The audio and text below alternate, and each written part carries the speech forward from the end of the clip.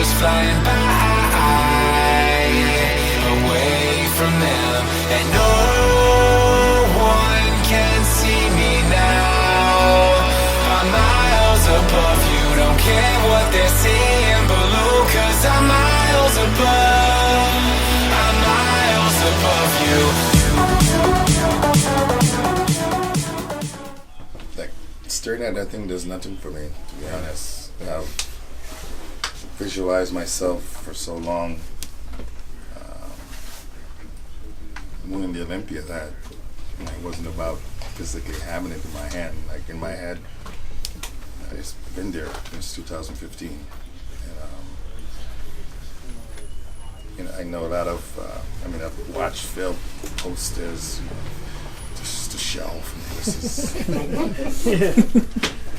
And the funny part was, I've been to Ronnie Coleman's house first time in 2013, and I was super excited because I'm like, man, it's Ronnie Coleman, like, just a 800-pound gorilla, the greatest bodybuilder ever. And I walked in his house, and I remember like looking around. I was like, where's the sound house? Like, there should be like a spotlight like shining down, and all these awards. And I think we were in the house for like 3 hours, and I said, hey, Mr. Ronnie, like, where's the sound house? He goes, you walk by it. I'm like, where? I didn't see like a spotlight in each trophies. He goes, the first room. I'm like, there's no trophy in there. So walked me over, and he turned the light on, and he has a case sitting there. And he goes, yeah, they're right here. And I'm like looking through the glass going, I was expecting to like walk into this room and just like spotlight in each trophy. And I remember him saying to me, they're just trophies, Shawn. He goes, I forget they're there sometimes. For me, that spoke volume, because for me, that's the greatest bodybuilder. And it wasn't like you walked into his house and there's a museum with spotlight and each trophy to say, how many dreams I've killed to win these. It was, they were just in a room with the lights off. So for me, it's like, I knew that I won the Olympia. I think the Sandow was in the back of my car for maybe 2-3 weeks, just sitting there. For me, it was the like, check there in your pocket for 2 or 3 weeks as well? that took a while to get. I checked the mail a few times for that. But it was a tremendous experience. Just every year for me, I've treated the Olympia like it was my last show. Because you never know if you're ever going to go back. So for me, every year it's okay. I'm in 11th place, and I want to make the top 3. I approach every single year the same way. I have a parking space in front of the gym. I walk across the street.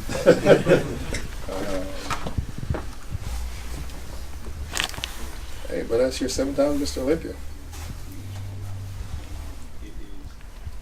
Do you believe he'll come back? As a competitor, not as a as a competitor. To be honest, I know this sounds weird, but I do wish he does come back. Yeah, of course, we do as fans, yeah. No, I just want him to come back. I want the reality to this. I hate to say this. I want the reality to just sink in. Of him being on stage and having to fight. Not have it easy. Because this is not a knock against Phil. I just felt as if he's never had to fight for it. Like, when you keep winning, sometimes you kind of lost that fight. Like when Jay lost it to Dexter and Jay came back in 2009, I remember being at the Olympia, and I remember watching, Dexter walked out, and I was like, oh shit, like Dexter looked really good. It's just like, well, Dexter might repeat. And I remember Branch walked out, and I was like, oh shit. Branch looked really good. It was craning. I remember when Jay walked out, it was like, oh fuck. It's like Jay went back, and I don't know what he did, but it was like a reborn Jay. Like he went back and was like, I'm gonna have to fight for it this time. And he came back, and to me, I think that was one of his best luck. Like coming back in 2009, just You know, it looked like his waist got smaller, his legs got bigger, his shoulder got wider, and I remember just sitting in the stand going, "There's no way Jay's gonna lose this." So I think until you put in the position of, I'm gonna have to fight for something that I really want, you don't know what it's like. You're just gonna prepare going, okay, these guys are chasing me, whatever, but it's not like you going for it. So for me, every year after the Olympia, I've always reset. Whether I'm 5th or 2nd or 1st, it's always been, I'm gonna have to go out here and fight. And I've always told Chris, I just need to hear my name in the first 3 names called. Once that happened, I know I'm gonna go out and fight. So I'm hoping he comes back. Taking 11th that year and knowing what it felt like to be on stage with the Olympians. It's, for anybody that's competing, you don't know where you stand until you stand on stage with fellow competitors. Off stage, you're like, man, these guys are great, these guys. But when you stand next to them, you realize how far the gap is between you and those guys. That happened to me in 2011, like standing there, placing 11th. I remember, just looking around, I'm like, the gap is not, I could be the number 10 guy. And when I start working with Chris, that's what I said. I was like, I just want to make the top 10. Because I know that was achievable. Chris is like, you're going to be in the top 3. I couldn't see that far, because there's a lot of great competitors.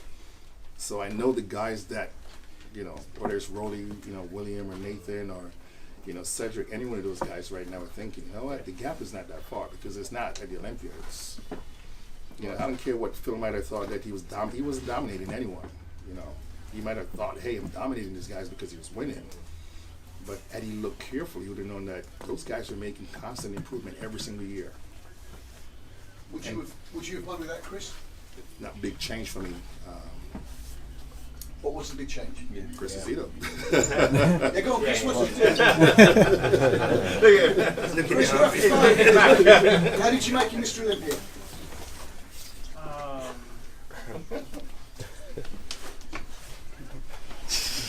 Really? I listened to his body and told him this is what the body wants. Was there a lot of change?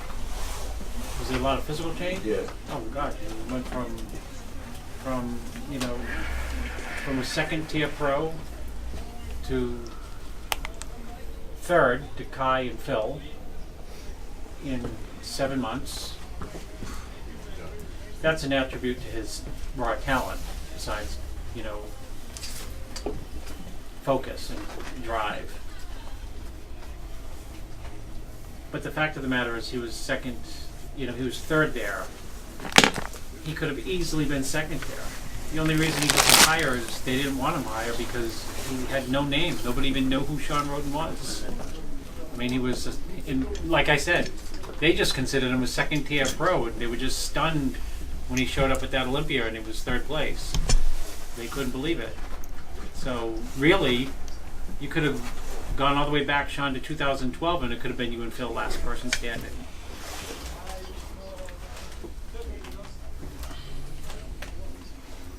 Yeah. That was a good year. that was a great experience because, I spoke a few times, and this particular time I sent him some pictures, and, we're on the phone and we're talking, and he says, "You're going to be top 3 at the Olympia." And I was thinking, this Olympia? Like, no way this is happening. I was just there last year. I was like, in my head I'm replaying, there's Jay Cutler, Phil, Dexter, Dennis Wolf, Victor Martinez, Branch Warren, Phil Heath. Kind of the top 3. And I laugh, and even when I told my girlfriend at the time, she said the same thing. Did he mean this Olympia? She's like, I don't see that thing. And she was laughing. I'm not talking like a little giggle. It was like, this guy's high. Like, there's no way you're going to be top 3 in the Olympia. But, Chris saw something in the pictures that I sent him. I was a 228-pound, skinny fat kid, wanting to make the top 10. And, he was like, "Hey, you going to be in the top 3?" And I laughed for a while because, I was like, okay, I'm going to be in the top 10. that mostly nutritional changes or training changes as well? Nutritional changes there Yeah. propel me into the top 3 because I knew how to train, if nothing else. I mean, I've been training pretty much by myself most of my life. Past few years, major changes happened with starting to train with Chris Lewis Cycle Fitness, just adapting back to the old school training. But in the beginning, a lot of stuff was just having someone that understands like how my body works with certain food.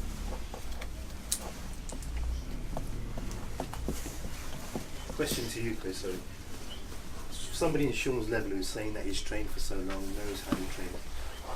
How do you then take them to the next level, being that they're already at a level which you think was class A? I just took my ego and I took all my pride, and I said, "What do we have to do? What do we have to do?" And I was thinking of this long, written out plan of this and that, and he just gave me one instruction. What was? Smoke him down. Yeah, Kill just him. beat him, stomp him into the ground. Just kill him. He said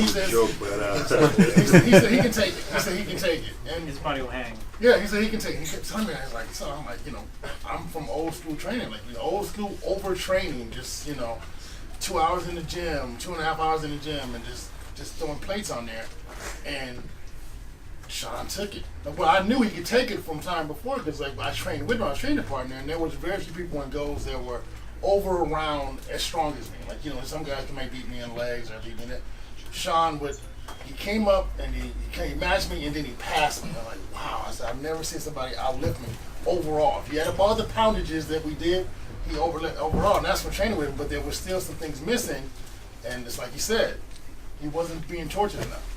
And I wish I had this philosophy that we did this and it was this scientific. No, it was just old school, heavy training, not counting sets, not counting reps. Just if the bar bends, then it's enough weight on it. That's what it was. Because if we go back, the one knock that Sean did as a fan, the one knock on Sean was that he's too laid back. So it proves I'm now. still laid back training. Well, I'm a diehard fan. I'm right. No, but we just had a discussion. But everybody says that they're like, he doesn't fight when he's in the gym. I'm like, have you guys ever actually seen me train? Like, but that's your style. Yeah, that's, no. That's the People, the same thing with Flex Miller. People said Flex Miller was lazy. In a sense, he was lazy. But when he was actually in the lifting the weight, if I'm his training partner, we wouldn't pull too many plates off. And but that's one thing about Flex. Like Flex would, as much as he could, he'd keep up with me. Shawn would add on plates. And that had never happened. Not even Cormier. Now Cormier would never add on plates. He might try to match me in reps like that. So Shawn, once he gets to a certain point, he just snowballs. And what you don't see is this, I'm gonna win, I'm gonna beat it, I'm gonna do that. And people take that lack of intensity or he doesn't care. It's just not his style. Like I said, we did another thing before. When we took 5th the year before, and I was in tears, Shawn had the same attitude as when he took 5th as when he took 1st. It was the same. That was it. That's all you got out of him. He's not a talker. He's more about just letting it happen. He never comes in with these proclamations that, oh, I'm gonna train hard today. No, it's the same intensity every day. Every day, whether it's a burger and fries or whether it's cream of rice. It doesn't change. Like I never know when he's low carb or high carb. It's just the same. So the thing about it was just old school heavy training. That's all it was. That's all it was. And checking in with the CETO and saying, what do you think? What do you want to see? This and that. And he doesn't say too much, but he might say, maybe train harder. That's all he would say. Like, okay, go harder. And that was it. That was it for as a training. I wish I could say it was this major thing, but it wasn't. Just heavy training. The old school training. Yeah, just old school training. good times, folks. I'm gonna start this year. I'm gonna scream some more in the gym and see if it works. I hear that so much. I was just somebody asked, would Phil come back? Now, as a trainer, as a coach, and stuff like that. I mean, when you're training at that level, like when you ever play you guys have little league football and stuff here, the coach knows. He knows that's a superstar. He knows that one guy has the most talent, but he's lazy. He knows that guy is just holding the bag. Like Phil, he had me fooled, but he never had Shawn fooled. He never had Chris fooled because we never talked about Phil. Like we have never. Shawn has never sent me a video saying, "Oh my God, look at Phil, look at this." It was never. It was never even something we worked with. Like, this is the most I've ever seen Phil's videos. Right? I never seen Phil's videos. Yeah. We always tried to beat Shawn, and that was this thing we had. We always wanted to beat Shawn. That was the thing. 2015. That's what we were going after. Shawn 2015. It wasn't Phil. Phil just happened to be in the way, and he got taken out. But it was and the same thing next year with this year. It's to beat Shawn. It's not to beat Broly. It's not to beat Dexter. It's to beat Shawn. That's it. How does he improve? I want everybody in this room to say, I want to look like that. That's what I want to look like. I don't want you to say I want his arms or his legs or his chest or this. I wanted you to say, I want to look like that.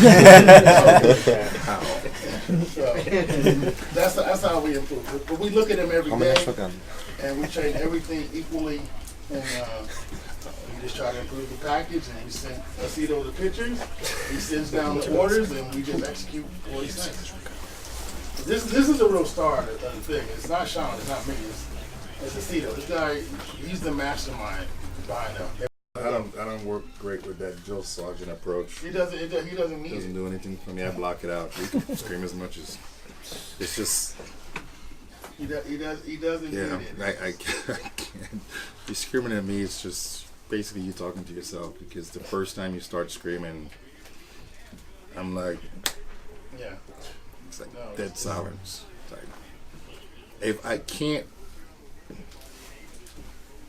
mentally push and motivate myself, like I've seen guys training in a training partner training is yelling in his ears to do a set. I'm like, why are you here? If that's what it's going to take for you to get to where you need to be at, it's not going to happen. Like, you got to. When I walk through the front door at Gold's Gym, there's a reason and a purpose why I'm there, and it's for me to train. I'm not here to be your best friend. I trained with him the entire 2015. We never spoke. Not one word. Not one word in the gym. And we lived in the same building. Never spoke to him. Never watched a TV show together. Like, I've walked by him walking his dog, and his. Never spoke to him. See him every day. Walked in the gym, put my headphones on, we train, and I leave. I'm like, I don't need to have a conversation with you at any point. I am here to train, and that's it. See, you get a load of top athletes at your elite level in golf, football, all sorts of sports, and they will employ a sports psychiatrist, won't they, to get a mental state. No, you don't need that. How do you motivate yourself to be that elite level? I've always had that mentality.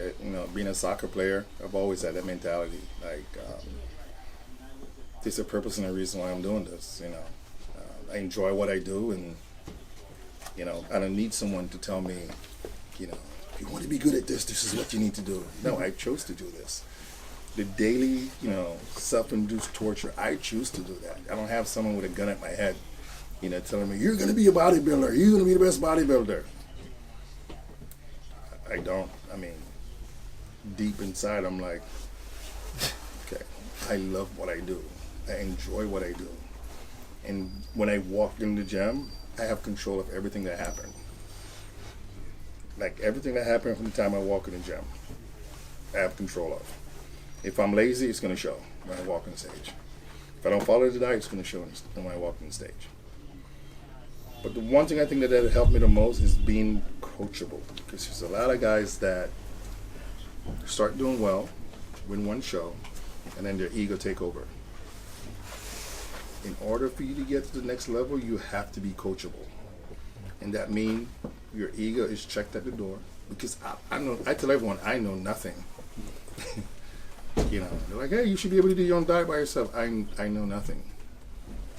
When Chris sent me my diet, I said confirm, and that's what I follow. When I go in the gym and I'm training, if Chris handed me a 150-pound dumbbell, that's what I'm doing. You know, you don't have to tell me, well, Shawn, if you do these dumbbells, you might actually look great. If you squat, 1,000 pounds, your leg's going to be bigger. I know if I squat 1,000 pounds, I'm going to look right. It's going to hurt like hell, but I know I'm going to look better. So I don't need someone to coach me, to tell me that whatever I'm doing is going to make me look better. I started this sport at 150 pounds. So what made you go to Chris then for your nutrition? Aceto? Yeah. I read his book a long time ago, and when I turned pro, I wanted to work with him. I didn't know how to reach him or contact him. There was no DM me. But I was in Germany at FIBO, and I was talking to Charles Glass, and he told me my window of opportunity was this much if I was going to make a move. And I mean, at the time, I didn't understand what he meant because I thought I was doing okay. I just did the Olympia, I took 11. I did the Flex Pro and took 4th. I did the Arnold and took 8th. So I'm like, I thought I was doing pretty good. Like, hey, that was my second year as a pro, and I thought, I was slowly climbing up the ladder. So to hear someone say, your window of opportunity, it was just like, I'm still young,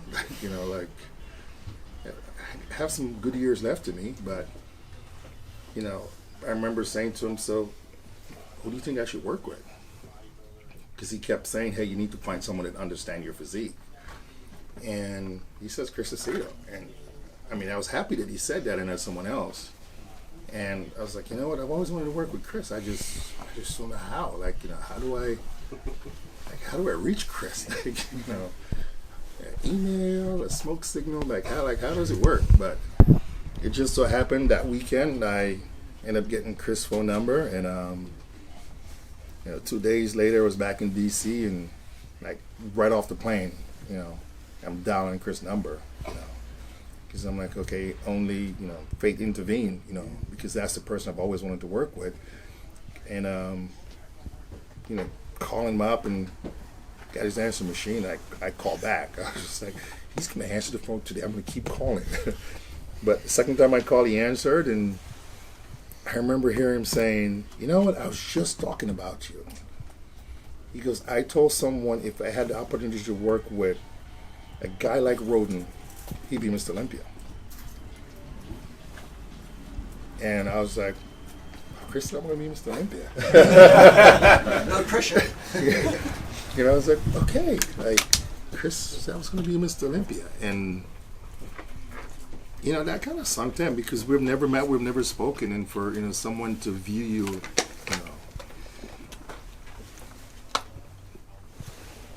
as, one of the top pros, and I mean, I was a skinny, fat 228 when I started working with him. I had hernia surgery, I didn't train for 10 weeks. And he saw something that nobody else did. So if Chris retired today, the Olympia 2018 would have been my last show. Serious? Yeah. I mean, imagine the next guy trying to sell me and how he's going to prep me. Yeah. What could he say to me that, the chicken breast that you're going to eat are going to he's like, his pitch has to be like, those fish are going to look like diamond every single day. There's nothing he could really say to me that, would convince me, from working with, Chris, and listen, I've had Chris, what I thought worked some really great magic, first year working with him, he carved me up in pasta, salmon, and Diet Coke in Prague.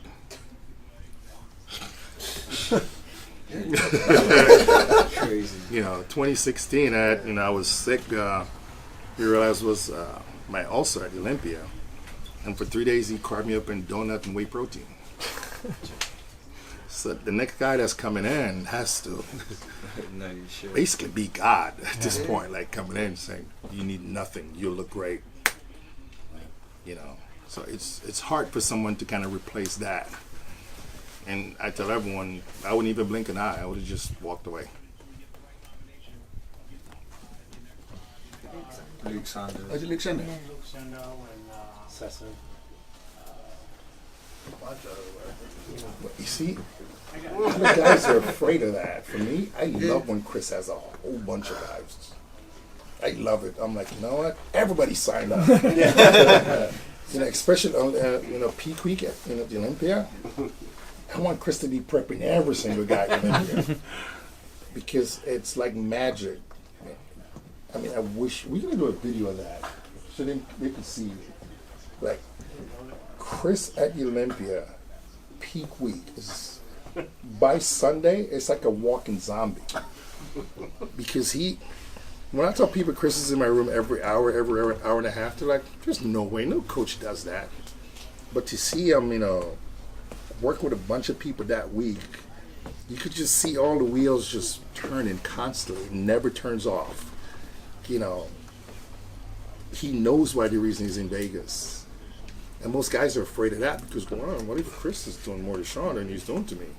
Dude, he's in my room every hour and a half. He has to be doing something. Up until midnight, 1 o'clock in the morning. And I know he's leaving my room to go to somebody else's room. And he's leaving that room to go to someone else's. He doesn't leave my room and go to his room and take a nap. There are times I'm like, Chris, did you eat? Because I know once he gets going, he's just going to keep going until the weekend is over. Where most guys say, I don't know if I could work with a coach like that. I was like, do you want a coach that looks at you every 4 hours, every 6 hours? Send you a diet plan the week of the Olympia. You don't see him all weekend. You want someone that's constantly moving and making adjustments. And if you see your body changes and getting better and better, I'm like, get someone else for the weekend. Get 2 more people. Because I know he's going to be on the grind all week. And you can't be afraid. I mean, with every competition, there's going to be challengers. And you want challenges, I presumably. want challengers. Yeah. I want the challenge. I want to know that I have to be better. Yeah. You're going to be better this year? Yes, without a doubt. What have you done different this year than you did last year? Everything I did last year was the same. I was prepping last year, but the year before that, I've done the same thing after every Olympia. I take a break. 8 to 10 weeks, I do nothing. I don't go to the gym. I stay home, hang out with my family. If I want to have a pizza, I eat a pizza. And you give your body a break. I'm the complete opposite of most of these guys. Most guys feel as if they need to be in the gym all the time. I mentally, I can't do that. I need to take a break of not seeing a dumbbell, not looking at a chicken breast, not looking at a fish. Because I know once I start prep, when I get in prep mode, it's prep mode. It's not, you know what, I'm just going to eat this, or I'm going to grab this. It's, there's nothing in front of me. So if I do that 365 days a year, I'll burn out. Like mentally, I wouldn't be able to do it. And Chris have seen me. It switches on and it's go no matter what I'm doing. I noticed that in the documentary. You're a big family person. Yeah. It's listen, when you're single, everything you do for yourself. If you want to get out of bed, you just get out of bed. If you don't want, you're like, I'm going to sleep in. When you have someone that's looking up to you and is going to look back at all the things that you've done and accomplished, it's put things a lot more in perspective. So Guy Sestiana was here a couple of months ago. He's the... My phone is about to ring. What did he say? Put him on the phone. Yeah, it's my daughter got. Yeah, that's what you're saying. Yeah, he said you guys are really close. It's like right about now, Chris' phone is ringing. Tell Shawn to call me. Again, you got to surround yourself with people that understand the dream, the journey, and the destination. And it's not easy because there's a lot of people that's going to think they know or think they're on board of what you're doing. And you'll know who's with you, when the time comes. You're standing around, you're like, man, where did everybody go? And then you'll know when everybody shows up again. You just got to keep a positive outlook all the time and just stay focused on what you need to get done. How's your family been when you was an amateur to support you? So a lot of guys, it's hard because you're in the gym 6-7 days a week and your family around you doing too much. It's hard, man. I've lost a few girlfriends because of the gym. Because hey, hey, I want to go on a date. I gotta go to the gym. Yeah. I want to go to the movie. I gotta go to the gym. But finding the balance, it's very important. I remember 2017. I moved my treadmill in the middle of my living room so I could watch TV with my family. So I'm like, they're like, you're in the garage doing cardio, and we're here. We want to watch a movie, and I'm like, but I gotta do cardio. Like I can't. But I'm like thinking the treadmill can be moved over here. A lot easier than the sofa, right? So I dragged the treadmill right in the middle of the living room. I mean, half the time, the sad part is half the time you're sleeping. Like, they want to watch a movie. I brought the treadmill so we watch a movie, and then I'm like, wow, okay. But at least, they knew that, hey, you know what? I got them involved in what I was doing. I didn't push them to the side because you got to remember when all is said and done and this is over or the show's over, they're the one that's always standing there like this. Like, didn't matter what you place. Yeah. They're still standing there waiting for you. So why not make them a part of what you're doing? Trust me, it's a lot easier. Given the opportunity to travel the world and visit these amazing fans. You guys have always been awesome. Even fans of Phil.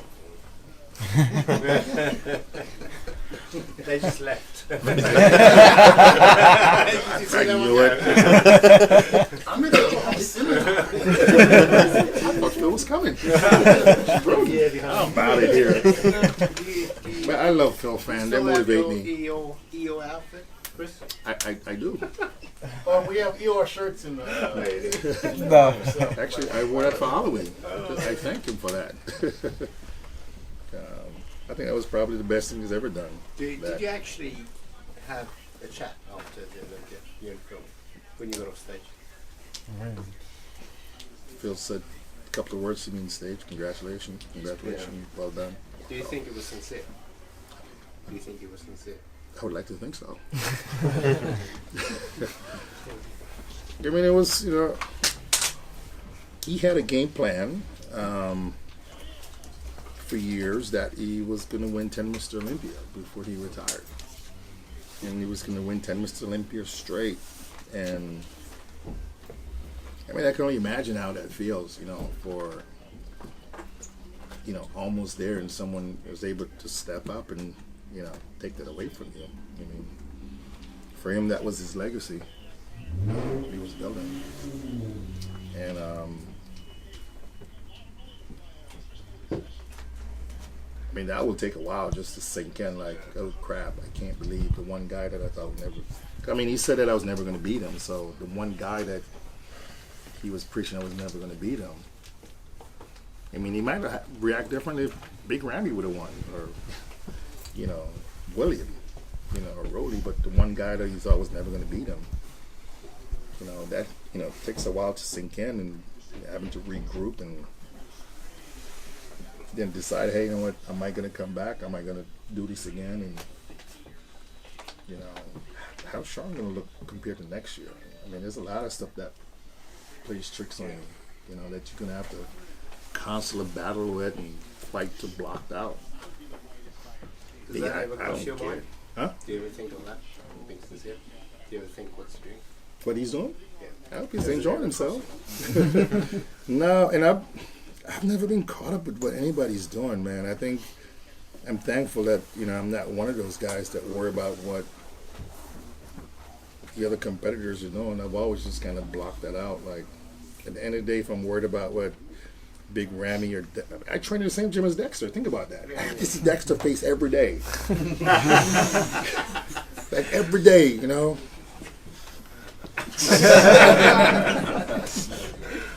have to see that face every day walking the gym, and sometimes linger around. I can imagine. You learn how to just block that out, like I make fun sometimes, like, oh, Mr. O's here, but you learn to block that out, and one thing working with Chris Aceto, he's always said, just stay in your own lane. Like, don't worry about anybody else. Like, if I'm looking over the fence, and going, man, Dexter's here training today, like, what is he? And Chris was training them. Think about that. He's training them and then training me. But I never let it bother me. I'm like, we'll see. So Chris is a trainer. If I train with you, we're talking, we both competing. Dex tell you, I want to beat Sean. What do you tell him? What do you tell him? You tell him, oh yeah. How do you? Same with the nutritional coach. You've got 3 guys competing against each other. Somebody tell you, Luke Sando, or somebody comes to you and say, I want to beat Sean. How do you guys? If he wants to beat him, that's the mission for that hour, 2 hours. I'm gonna train that guy to the best of his ability.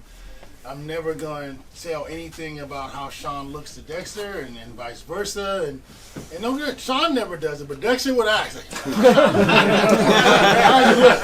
And like you said, you guys ever seen Dexter in person? No. He's one of those guys where he's round and full and round and very impressive in the gym. Like, he's very impressive in the gym. His arms are very impressive. So, Sean has to have a very good mental attitude not to let that bother, and he never does. Like, he never and Dexter tries to rattle the cage, he tries to shake him, and Sean, it just doesn't happen. He just is like that. He's never actually. He's never said, "How does Dexter look?" I don't care. I'm like, he doesn't, what? He doesn't care. Listen, he's trained to be Mr. Olympia just like I am. So if I see him walking around in a tank top, I'm always covered up, so he has no idea what I look like. Right. And that bothers him. Yeah. So for me, I'm like, hey, Mr. O, looking great, man. And I know that bugs him because I know he's going to say, why is he saying that I look great? So what he's saying? I know it does. Yeah, you don't play a mental game with Sean. Like, you're going to lose that. I'm You're going to lose that it's battle. like, man, Dexter, you look really round today.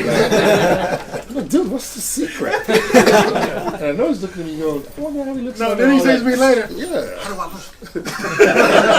Like, I know he's wearing a snowsuit. Like, how does he look? Like, Yeah, really? and it would bother him. I know it kills him, but I'm just kind of like, okay, I'm gonna let that sit for a minute, like, and I go about my business. And I don't care what anybody looks like. I know come September we all gonna get on stage. We all gotta strip down. So even all these press conferences, I've always had the same mentality. I don't care what anybody has to say up here. Come Friday night, we're gonna strip down and we're gonna go on stage. I don't care if you said, you're bringing your all-time best package. We will all see it come Friday night. Because I've always had the same mentality. Chris Aceto, we'll see. Talk as much as you want, and you might not like the look of my face, but we're going to go out and we're going to battle Friday night, and I'm going to be the last man standing. I've always had that mentality. I'm going to be the last man standing. Whether I was 5th or 1st, I'm going to be the last man standing. I'm going to go out here, I'm going to battle with each and every one of you guys, and I hope you bring your best. I don't want anybody to say, well, I was a little bit off. Because even with a broken jaw, I never thought I was off. I was like, I'm bringing the best package we could bring, and that day. So for me, that's not being off. I brought the best I could in that day. So if someone's going to come up and say, well, I'm like, I don't care what shit you went through to be here. We all went through something. But today is the day. We're going to go out, and as I like to say, we're going to battle. So bring your all-time best, because I'm prepared for whatever you bring in. Chris makes sure I am, so. I might not remember much what happened, but I know Chris knows what I'm going to look like.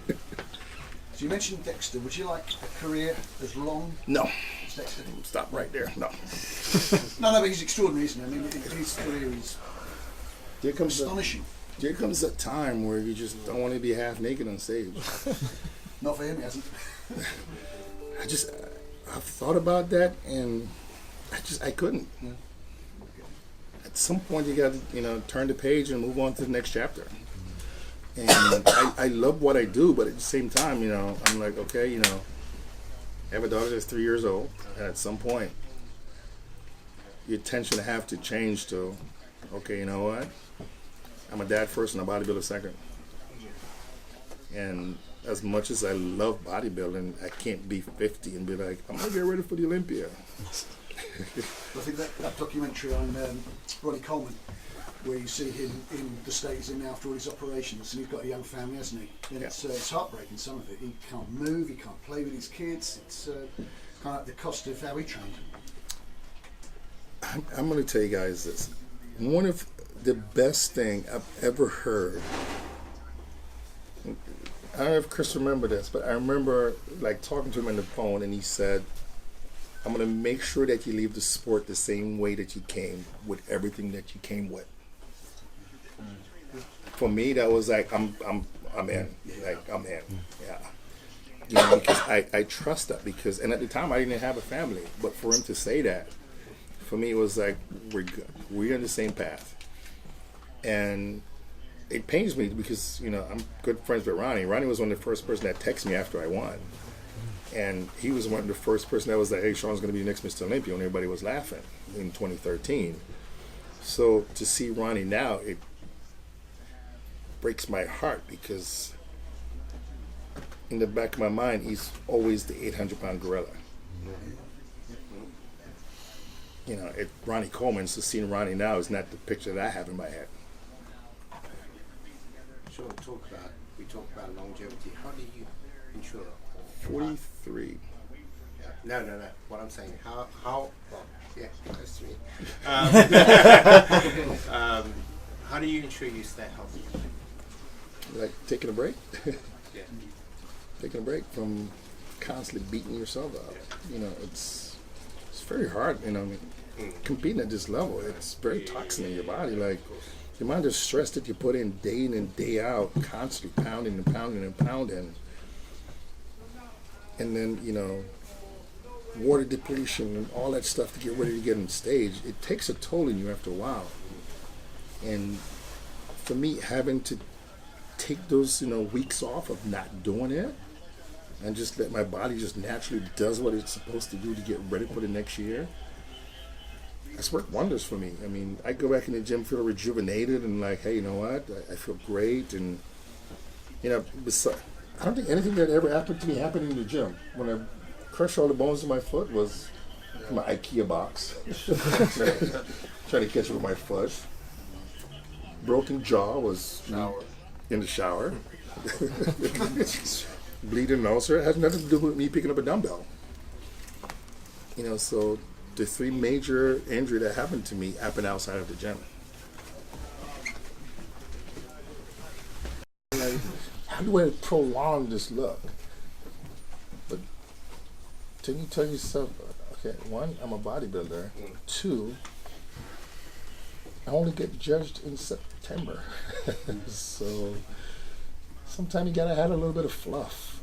It's okay. Like, I'm not being judged right now, and if someone want to judge me, you know what? It's okay.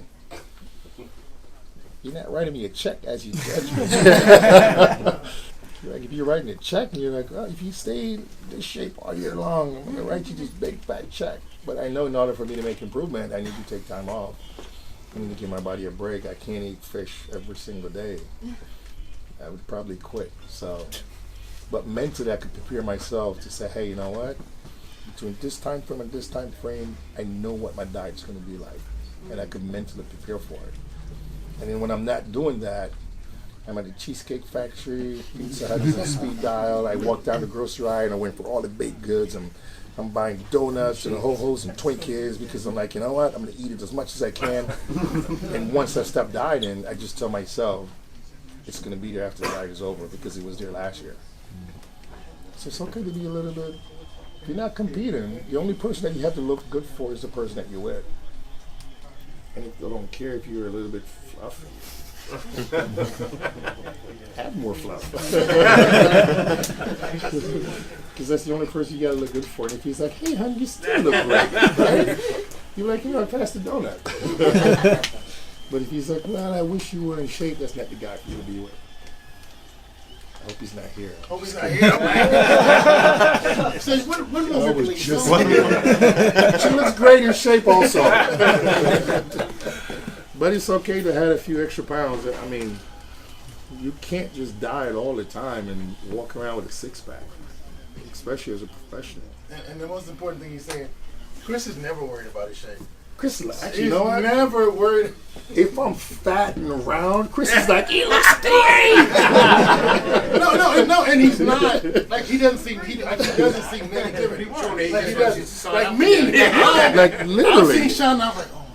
What happened? What did he do? If I'm like looking like the Michelin man walking down the street, like Chris is like, he looks fabulous.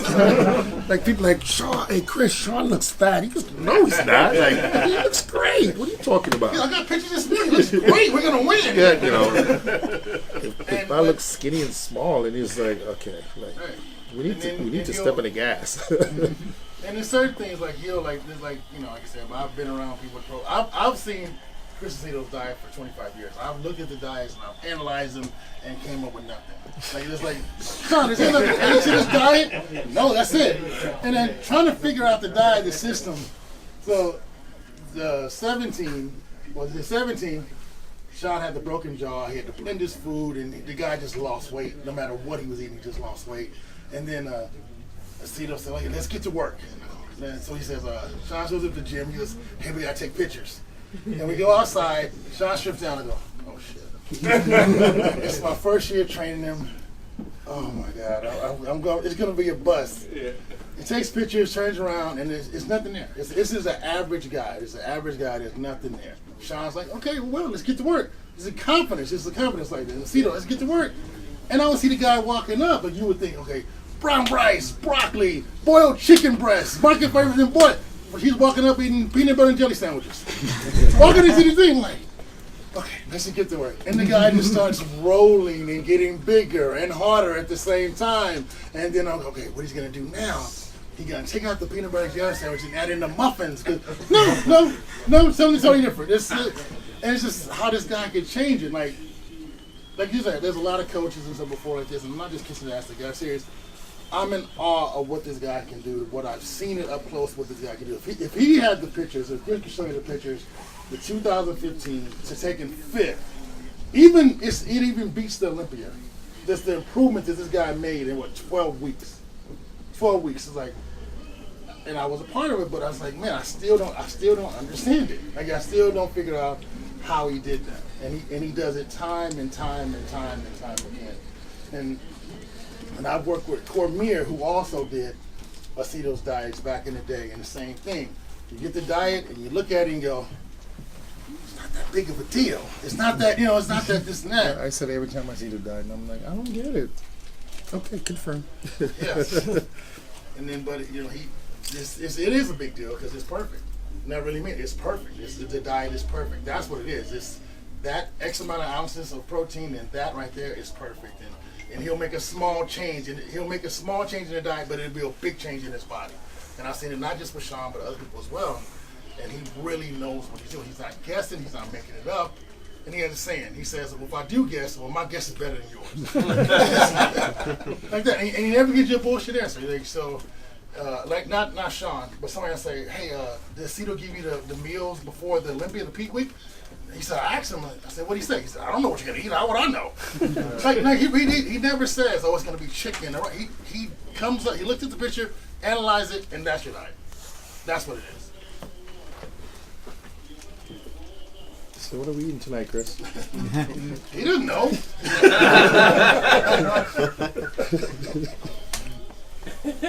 Like that. So, it's really like, I'm all on the video, Shawn's all on the video, but that's the guy. That's who you be asking the questions to. And don't get me wrong. And when he talks, it just makes it worse. You're not going to understand what he's saying. He speaks another language, and we all can see the problem, but he knows exactly. He has 12 different ways to get to how to fix it, and he does it over and over and over and over again.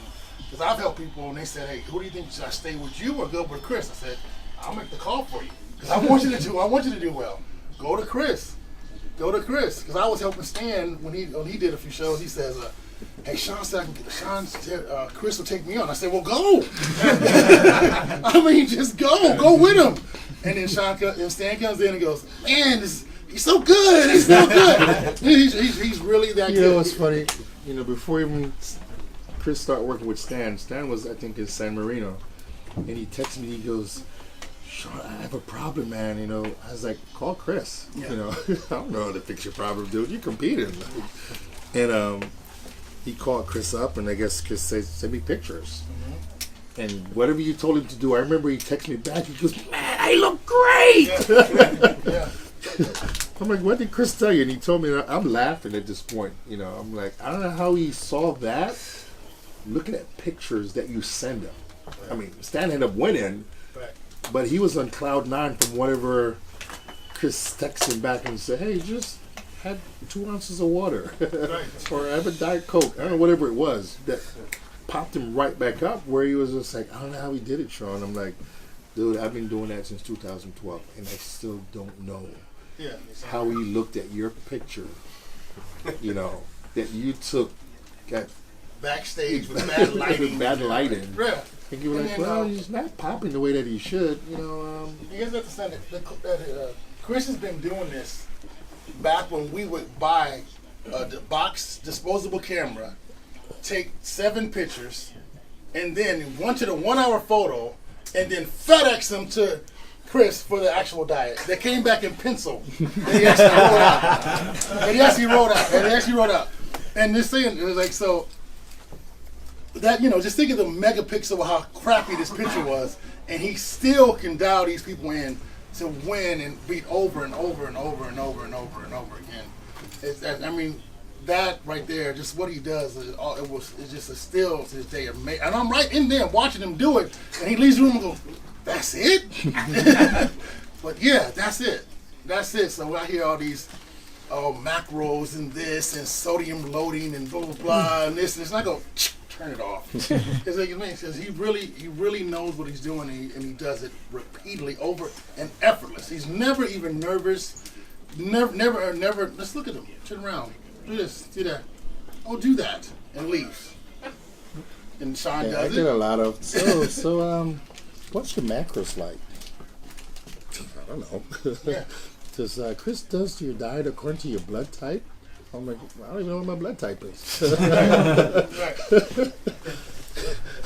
Yeah, and it says if we say you're gonna weigh 252.3 at 5 o'clock on Friday, you're gonna weigh exactly that. Exactly. If you're wrong, you probably have on one shoe. You gotta take your shoe off or something. But it's exactly, and I seen him do that all the way back from Chris Cook, that he would do that, and it's exactly what it is. And I see the diet, and I look at the diet, and the only way if it's not right, if you change it. If you're not doing exactly what he says, that may throw it off. And this is just the confidence, what it is. And that kind of confidence, when you say this, you know, it's Cito's up here, and he gives us both directions, and we execute the plan. It's not even a question. Sean has never said, hey, man, look at this diet. Tell me what you think. And I'm pretty sure you guys been doing shows. You've seen guys say, hey, he got me doing this. Sean has never one time said, look at this. I'm looking at the diet going, what the fuck? There's nothing here. But it's always something there. It's always something there because the guy really knows what he's doing. And he's really amazing. And when Sean says he would quit, I believe it. I tell you, there's no point. There's no point. There's no point of doing it because nobody's ever going to duplicate what Cito does. And I like worked this with one other coach before and almost threw him out a window. And that was after one show. We're not gonna say his name. He's a top coach. See?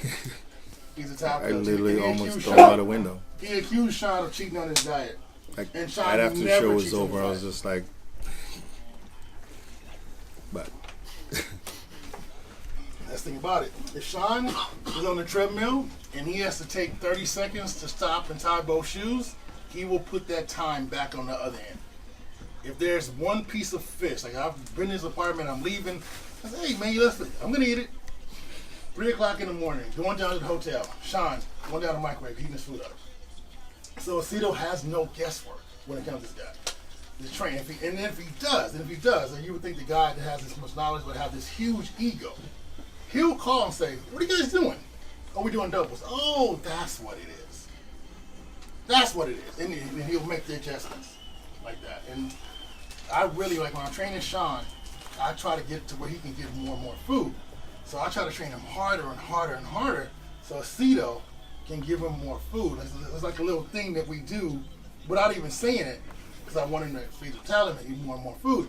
And he noticed instantly. If I take the workout 15 minutes more, he'll say, "Send me pictures again," because he knows something changed, and he'll adjust.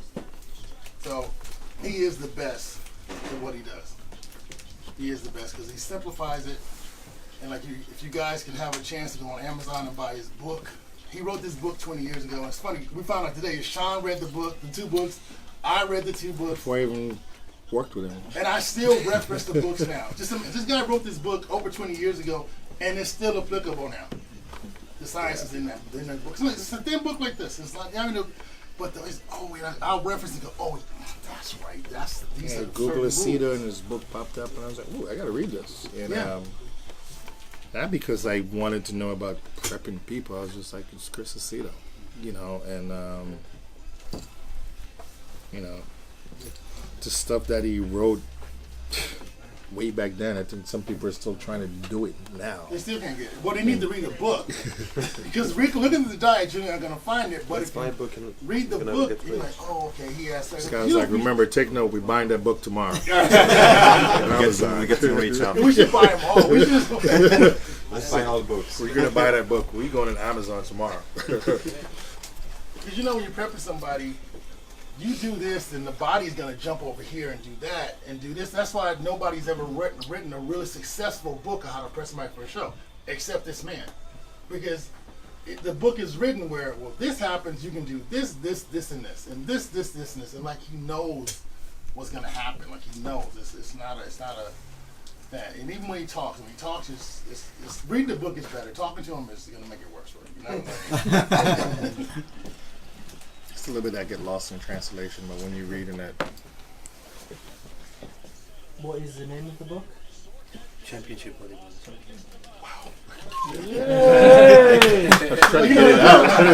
I told you I was a fan. I've got it. I was like, did I just say that?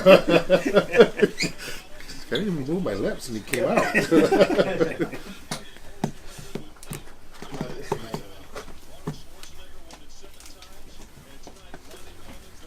Come on, you start getting the pictures.